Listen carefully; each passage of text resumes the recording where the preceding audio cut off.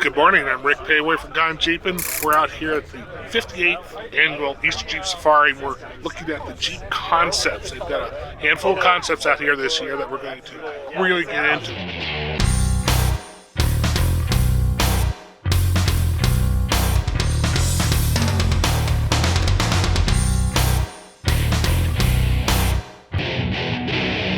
So we're going to actually be driving all these around pretty much all day.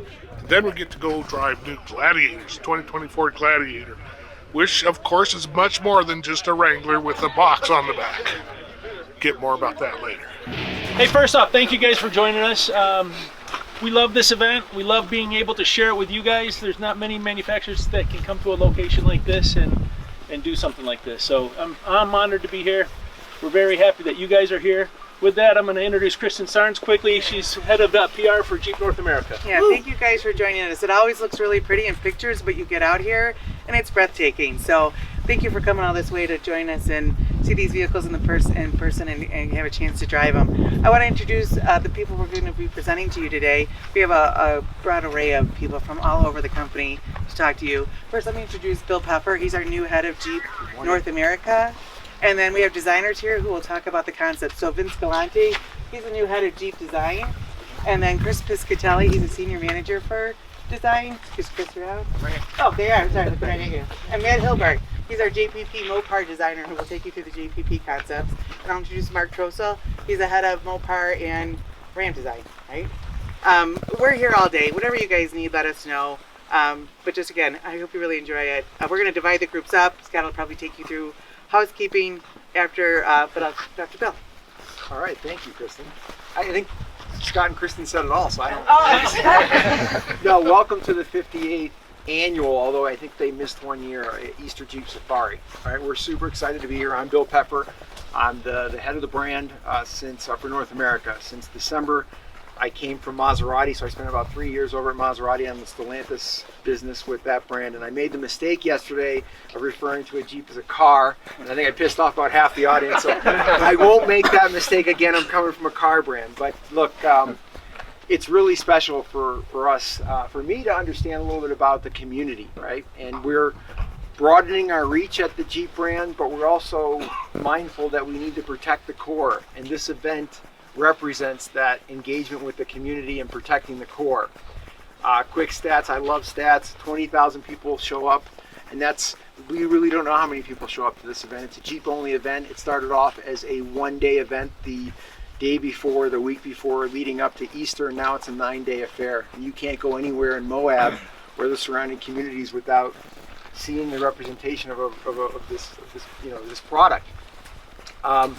We send our designers here so that they can teach the next generation of designers about what they need to do to keep the capability to make a Jeep what it is. Right? We have engineers come out here to test and beat up and make sure that we stand at the top of the mountain or sit at the top of the mountain with our products, because we have a lot of competition. Right? Everybody's trying to invade this space. We created it. A lot of people tried it, which is, I guess the copying is the sincerest form of flattery. A lot of people try to copy it. So we have to raise the bar and make sure that we're continuing innovating, make sure that we provide that capability. And then I come from the brand. The brand's here to make sure that we engage with the community. So we have a great event planned for you. It's the beginning of the week, as I said. I'm sure you're a lot of different, get out and see the trails.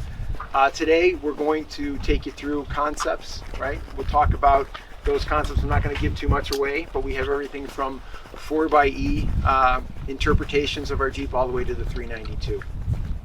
You're going to get an opportunity to drive these concepts on the trail on a trail that we've laid out.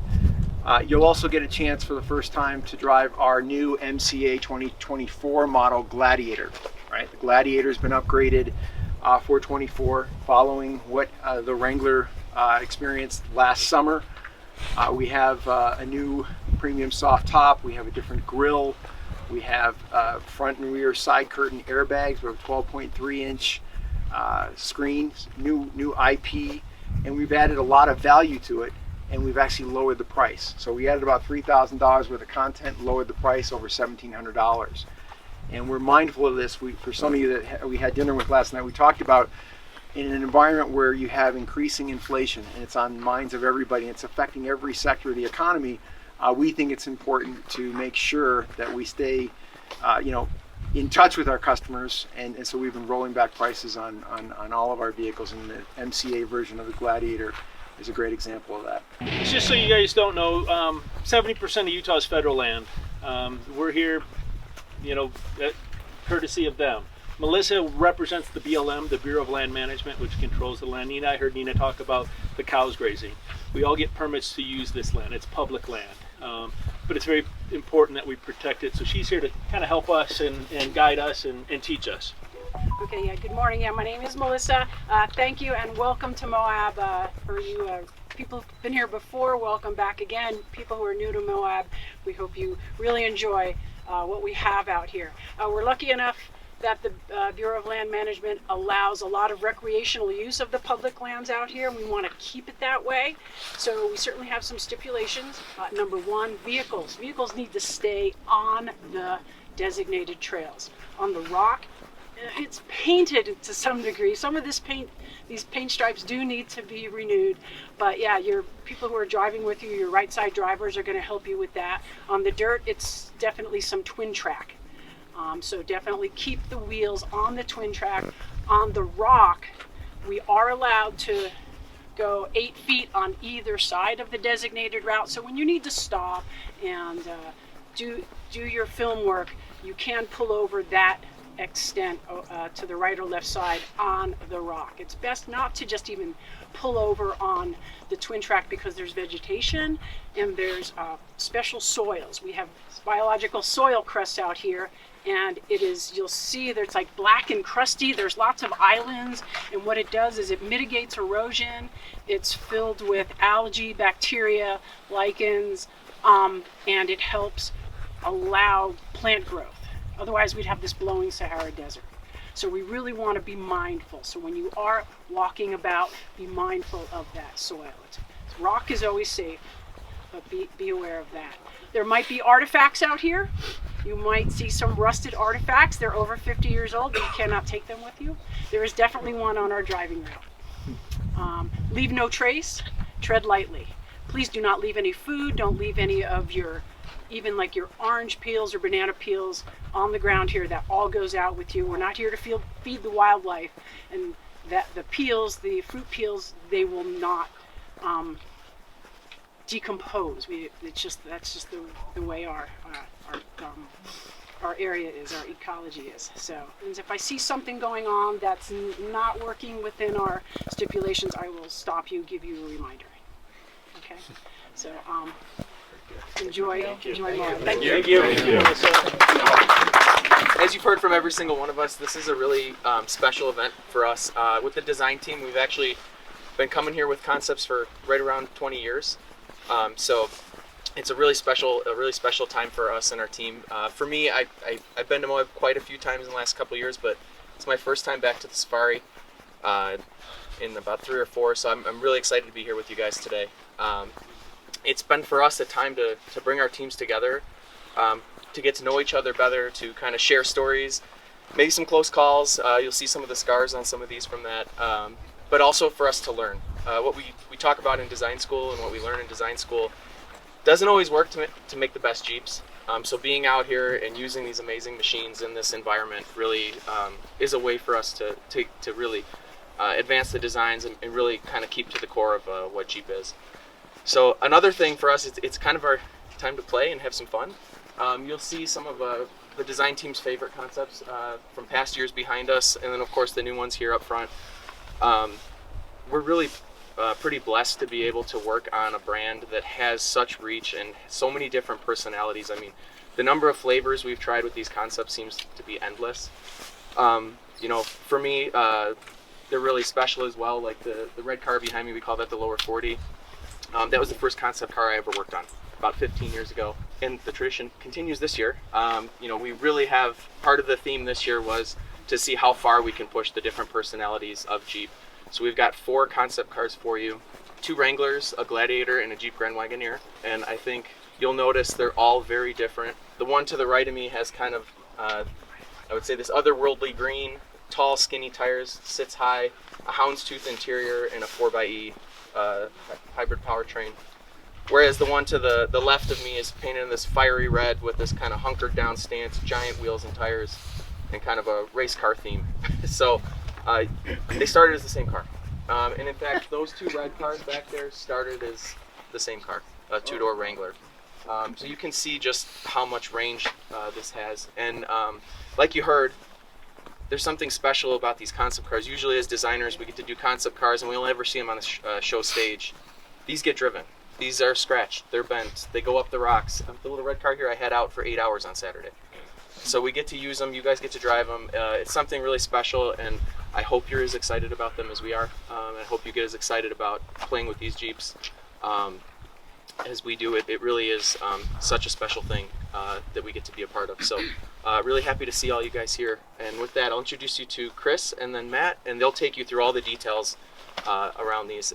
Keep your eyes open. We try to hide as much fun stuff throughout the Jeeps inside and out as we can. So I won't point them out. It'll take the fun away, but you'll see it there. So this is Chris Piscatelli.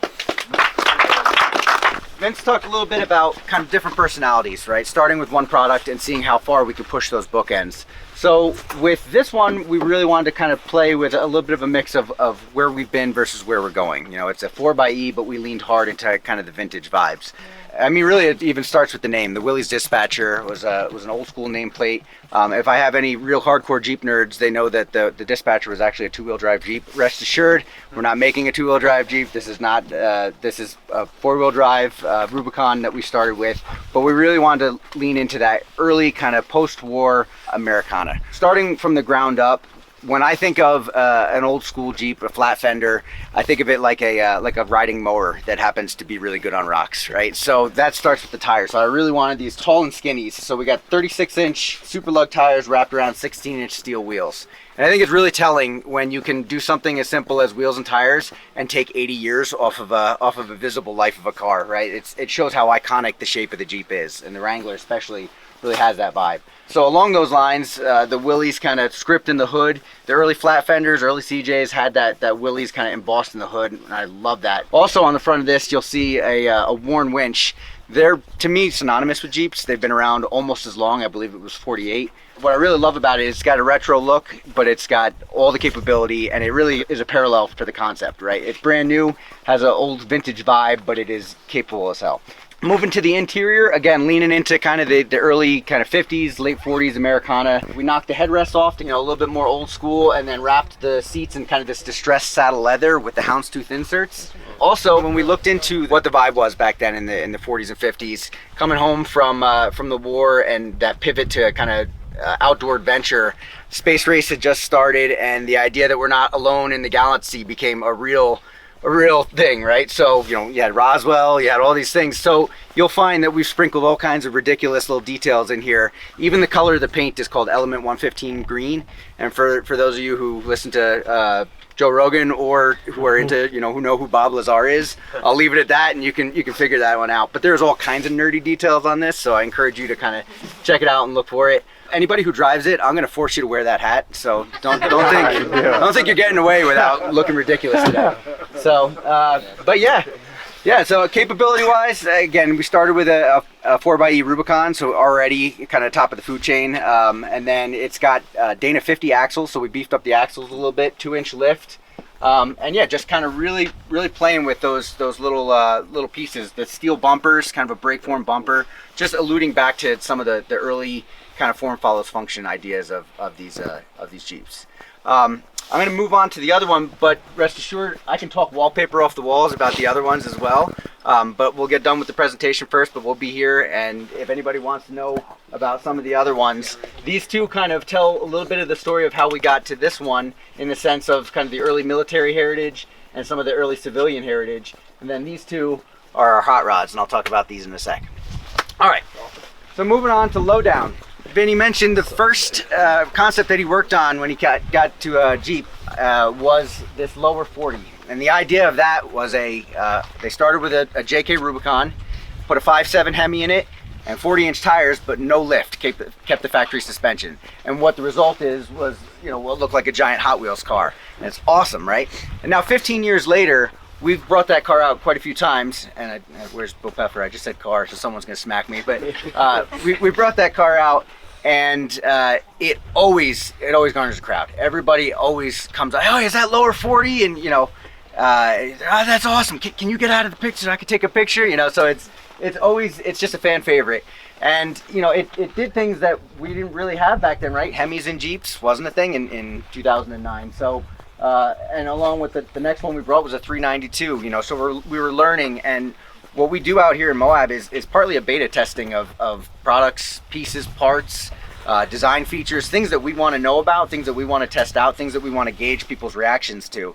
So here we are 15 years later, and the 392 is a factory option. And in fact, it's in its kind of final year, and so we thought a fitting celebration of that would be a tribute to one of our first really wild builds, but with that same mentality.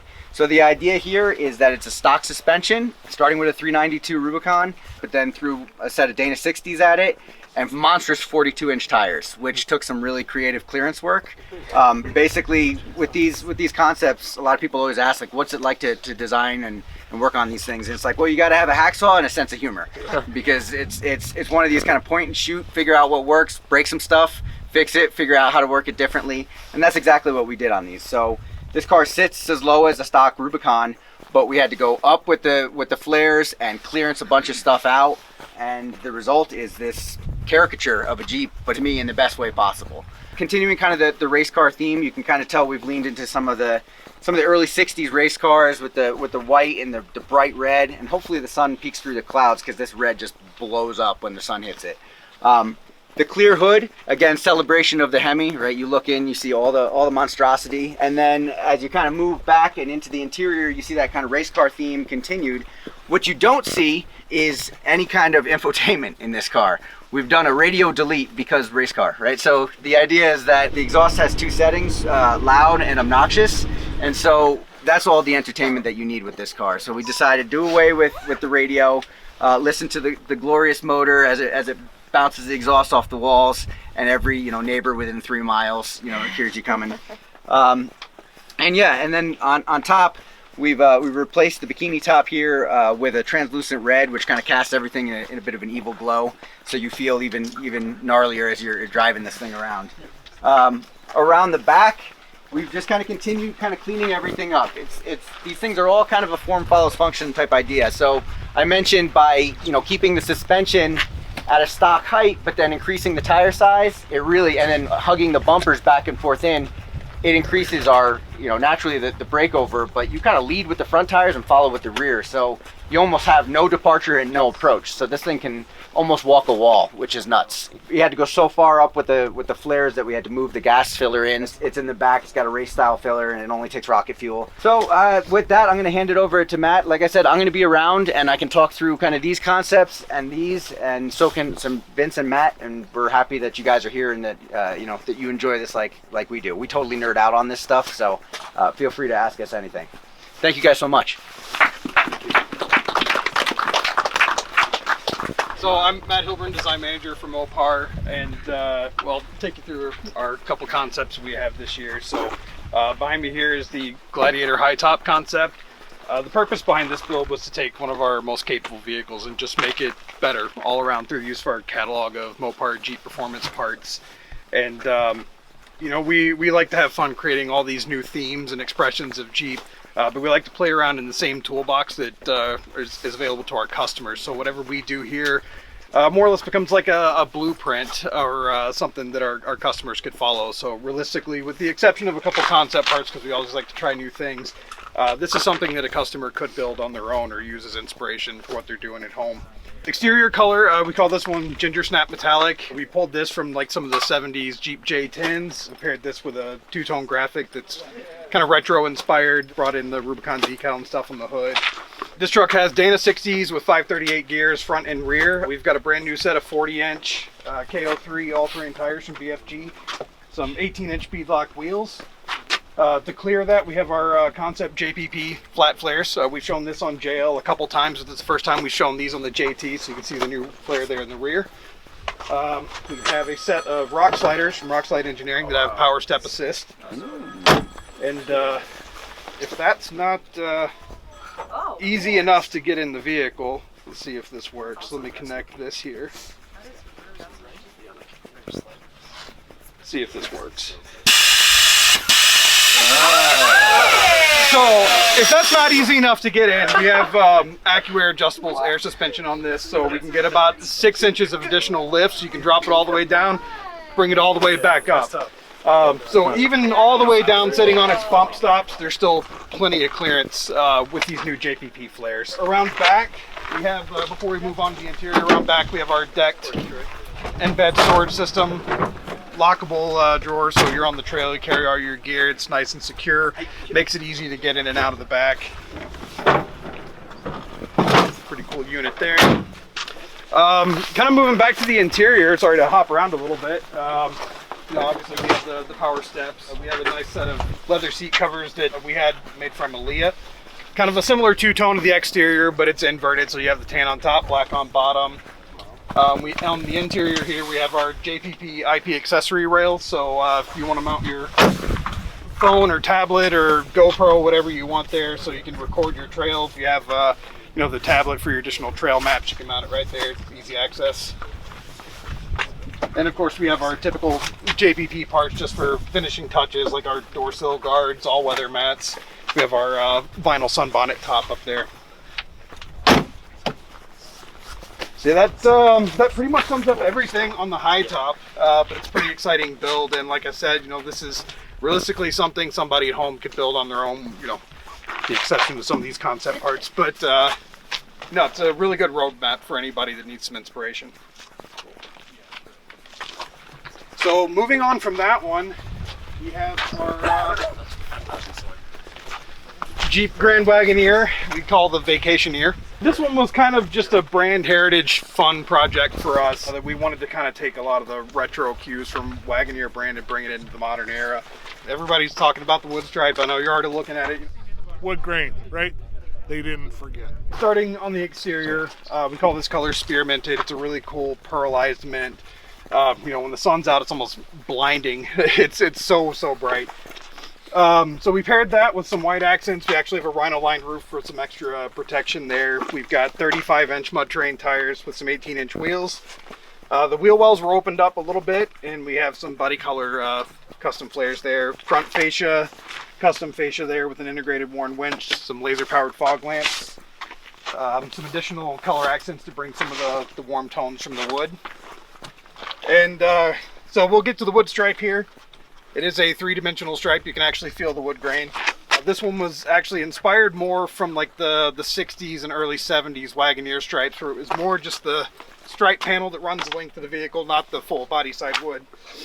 But this was kind of our just sleek designer expression of that. So it's we kind of wanted to make it our own. I mean, it is a modern vehicle, so we're not gonna do anything too crazy with it. We want to make sure it fits the rest of the theme of the vehicle.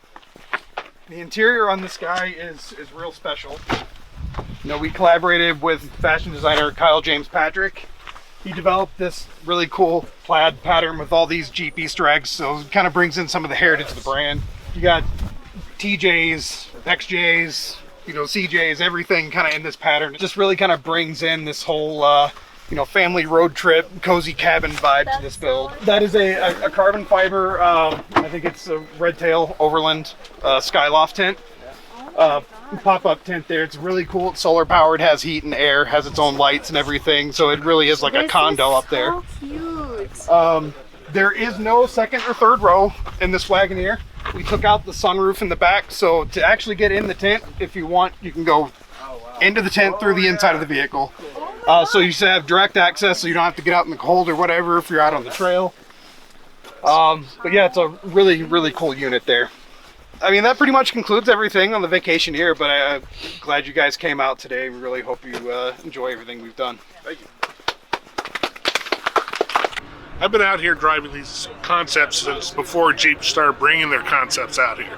So it's been a lot of fun to see the development the last 15, 18 years, whatever it's been. I mean, they started with some real mild stuff and then quickly realized the capability that they had in the power of the aftermarket. So fortunately at that time I was full into journalism at 4 Wheel and Off-Road magazine, so I got to ride that crest and even help them a lot with designing some of these concepts, and of course the JL and the Rubicon and a few of the other vehicles. So it's great to see how far they've come. Now, if you want to see all of the concepts that we've covered out here, like the last 15 years of Jeep concepts, just go to Gone Jeepin' and log in there. You'll see every single one of them with a little bit of information as well.